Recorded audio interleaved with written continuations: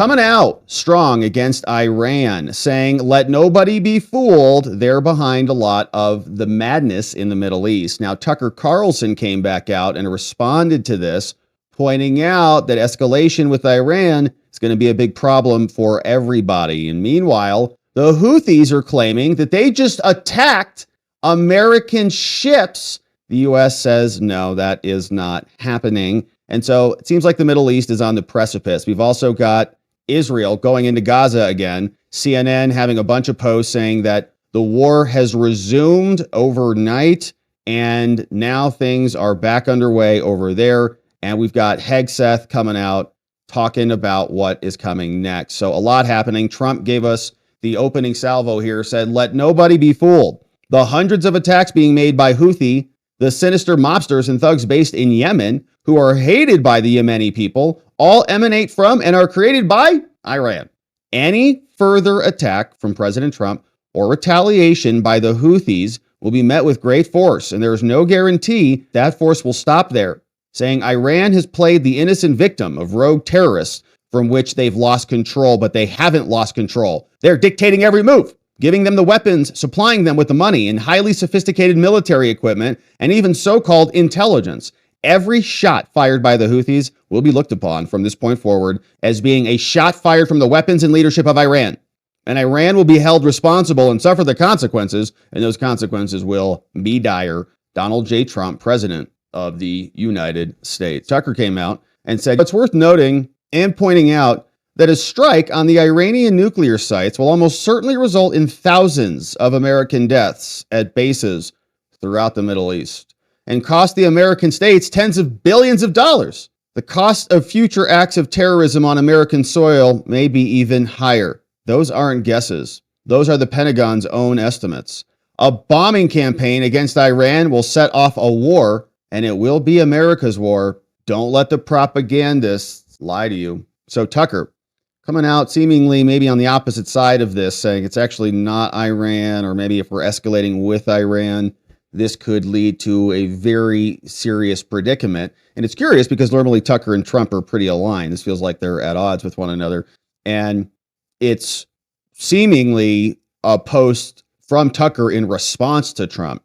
Now, people are unhappy with a lot of what Tucker said, saying, hey, we support Trump in this. He knows better than you do, Tucker. And we're tired of Iran. We're tired of the Houthis and more. But things are getting spicy because the Houthis, as of today, are now claiming that they did attack American warships. This is being reported over by staff at the Times of Israel, saying U.S. defense officials blast ongoing lies and disinformation by Iran-backed rebel group, saying Houthis on Tuesday claimed their third attack on American warships in the last 48 hours, despite U.S. strikes on the Iran-backed rebels that have sparked these protests.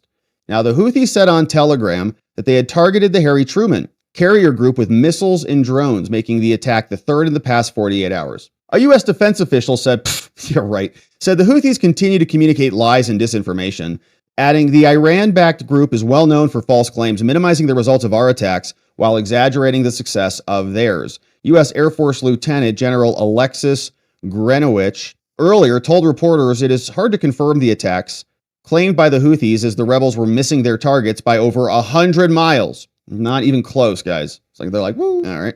Houthi media said fresh U.S. strikes hit Yemen on Monday after tens of thousands demonstrated, many waving assault rifles, daggers, Korans, chanting death to America, death to Israel. There were also large crowds in some other location. Yemen will never back down. We defy Americans. We defy the Zionists, said some man. We are the men of the prophet, and so on. Who knows if they're hitting or not, if they're even close or not. Trump posted saying every shot fired by them will be looked upon as being facilitated by Iran. We're holding Iran responsible.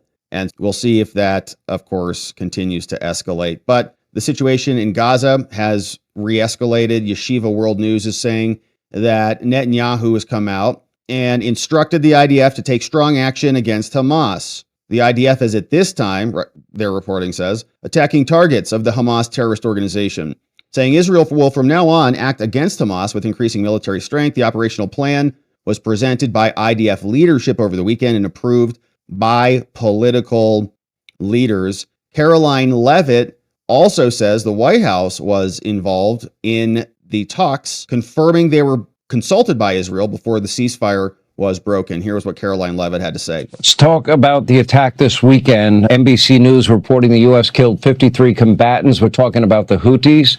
And more importantly, the president also threatens Iran directly, and the consequences will be dire. Those were his words if they continue to foment terror in the region.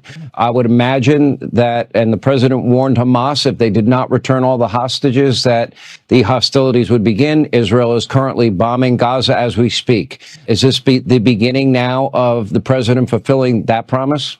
The Trump administration and the White House were consulted by the Israelis on their attacks in Gaza tonight. And as President Trump has made it clear, Hamas, the Houthis, Iran, all those who seek to terrorize not just Israel, but also the United States of America will see a price to pay. All hell will break loose. And all of the terrorists in the Middle East, again, the Houthis, Hezbollah, Hamas, Iranian-backed terror proxies, and Iran themselves should take President Trump very seriously when he says he is not afraid to stand for law-abiding people. He is not afraid to stand up for the United States of America and our friend and our ally, Israel. And we know that these successful defensive strikes that took place over the weekend against the Houthis in the Red Sea were indeed successful. We took out some of their leaders, and the Defense Department is set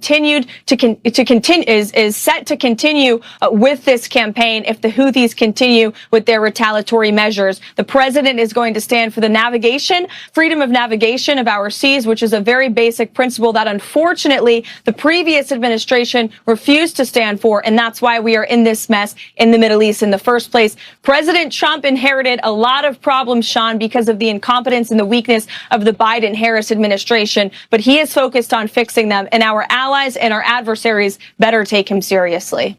All right, so Caroline Levitt saying that Israel consulted them before going into Gaza, and a lot of this, of course, is all being tied to Iran. So the connection between two things, right? The Houthis and the Palestinians, Hamas, being connected through their support from Iran, and the U.S. is responding aggressively. So peace through strength is the idea. And of course, our North Star on foreign policy issues are American interests. American. So if it is in American interests to keep the waterways open so that we have stuff coming and going, I can understand that argument. And of course, there are many other perspectives as well, but this is what the White House is saying. So we also see CNN reporting Israel also explaining the war has resumed there. Bunch of updates here. Death toll rising, 400 now, says Gaza's health ministry, 400 dead, they're reporting. And they're covering more. Says the ceasefire shatters as Israel pounds Gaza with a wave of deadly strikes. Live updates as of this morning. So a lot of this stuff, of course, 14 newer posts. The ceasefire in Gaza has ended. Here's some key things to know. Israel has resumed its war in Gaza after launching extensive overnight airstrikes. Benjamin Netanyahu has vowed to use increasing military strength against Hamas. In response, families of hostages are protesting. Arab nations have accused Israel of breaking the truce. Israel said, tonight we return to fighting in Gaza, declared Israel Minister Israel Katz. Israel's military and security agency said they're conducting extensive strikes on Hamas in Gaza. The strikes will continue for as long as necessary, saying there will be no mercy while hostages remain in Gaza's deadliest day in over 15 months. More than 400 people have been killed. Single worst day death toll since November 7th, 2023. So it was a big one. Arab nations accuse Israel of violating the ceasefire. Several Arab nation states like Egypt, Qatar, and Saudi Arabia have denounced Israel. Families of hostages still in Gaza have gathered near the parliament. And the U.S., okay, what is the U.S. saying about all this?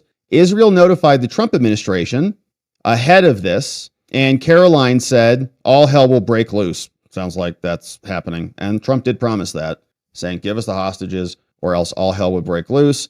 And the U.S. is not doing it. It is the Israelis doing it, of course, with implicit U.S. backing. Interesting developments there happen very quickly within, looks like a matter of 24 hours or so. And here is Hegseth now commenting on the new posture with regard to the Houthis. The Houthi capital felt like an earthquake. Dozens and dozens of precision heavy munitions dropping precisely on the targets that we wanted to hit, sending a very clear message. And the message is clear to Iran as well. And the president said it in his truth. Your support of the Houthis needs to end immediately. We will hold you accountable as the sponsor of this proxy. And I echo his statement. We will not be nice about it.